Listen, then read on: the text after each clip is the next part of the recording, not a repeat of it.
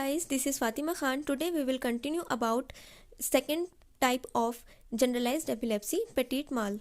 In this type of epilepsy, the person becomes unconscious suddenly without any warning.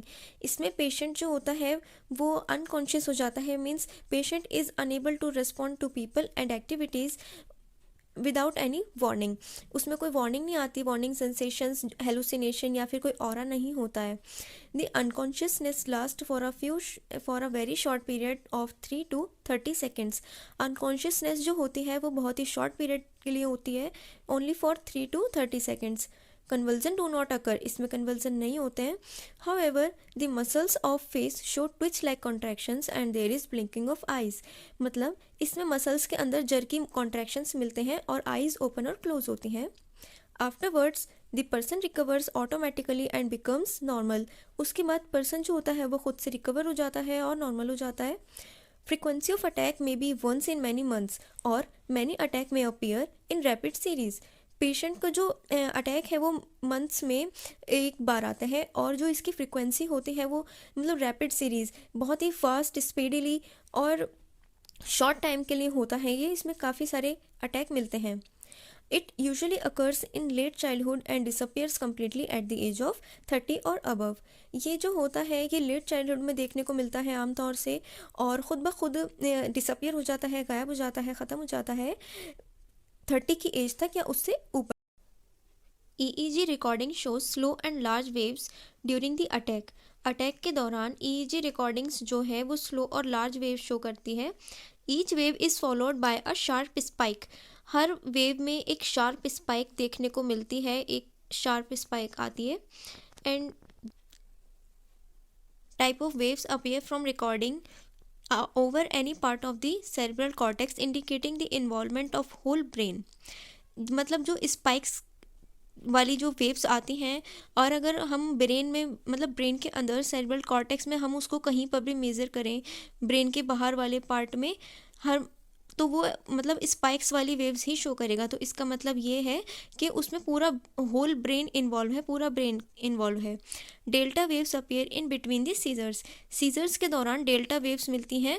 Delta waves होती हैं कि ऐसे ऐसे मतलब हल्की हल्की सी वेव्स आती हैं, उसमें कम स्पाइक्स देखने के लिए मिलती हैं.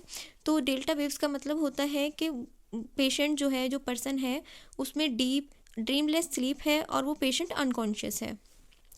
Now causes of petit mal. Causes of petit mal is not known. It occurs in conditions like headache, stroke, brain tumor and brain infection.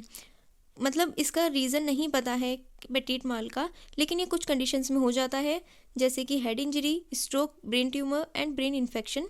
Stroke का मतलब होता है कि आर्टरीज में कोई रप्चर हो गया है या कोई आर्टरी ब्लॉक हो गई है, तो इस कंडीशन में स्ट्रोक हो जाता है. Now psychomotor epilepsy. Psychomotor epilepsy is characterized by emotional outbursts such as abnormal rage, sudden anxiety, fear और discomfort. मतलब जो साइकोमोटर एपिलेप्सी उसके कुछ मतलब वो ऐसे डिस्क्राइब की जाती है जैसे कि इमोशनल आउटबर्स्ट होता है पर्सन को, और कुछ जैसे कि बहुत ज़्यादा उसे एंगर हुआ, बहुत गुस्सा आता है, अचानक से बहुत परेशान हो जाते हैं, डर जाते हैं या कोई डिस्कम्फर्ट हो जाता है. देर इज़ एमनीजिया और a confuse mental state for some period. कुछ पीरियड के लिए, कुछ टाइम के लिए पेशेंट को एमनीजिया हो जाता है, मतलब उनकी मेमोरी लॉस हो जाती है और वो मतलब उनके अंदर एक कन्फ्यूज मेंटल स्टेट हो जाती है, वो कन्फ्यूज रहते हैं. Some persons have the tendency to attack others bodily और रब देयर ओन फेस फिगरसली. कुछ पर्सन्स में एक ऐसी टेंडेंसी होती है वो दूसरों के ऊपर अटैक करते हैं और अपने फेस को बहुत ही ज़्यादा फोर्सफुली रब करते हैं. In most cases the persons are not aware of their activities. ज़्यादातर केसेस में पर्सन्स जो होते हैं वो अपनी एक्टिविटीज़ से अवेयर नहीं होते, उनको मालूम नहीं होता कि वो क्या कर रहे हैं.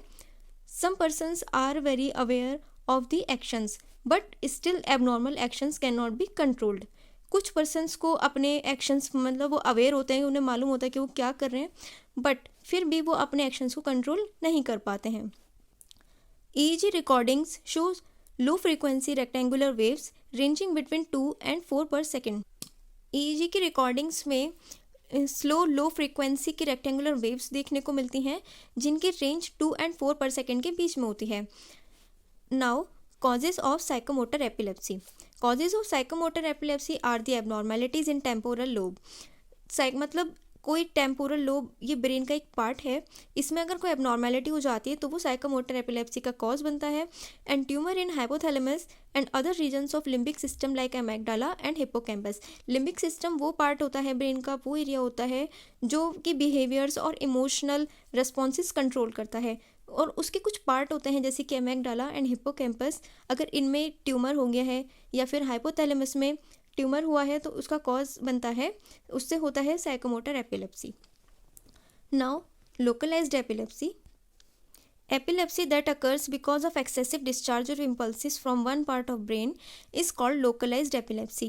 ब्रेन के किसी एक पार्ट से, किसी एक सेरिब्रल कॉर्टेक्स मतलब किसी एक पार्ट से अगर एबनॉर्मल इम्पल्सेस डिस्चार्ज हो रही हैं तो वो कहलाता है लोकलाइज्ड एपिलेप्सी।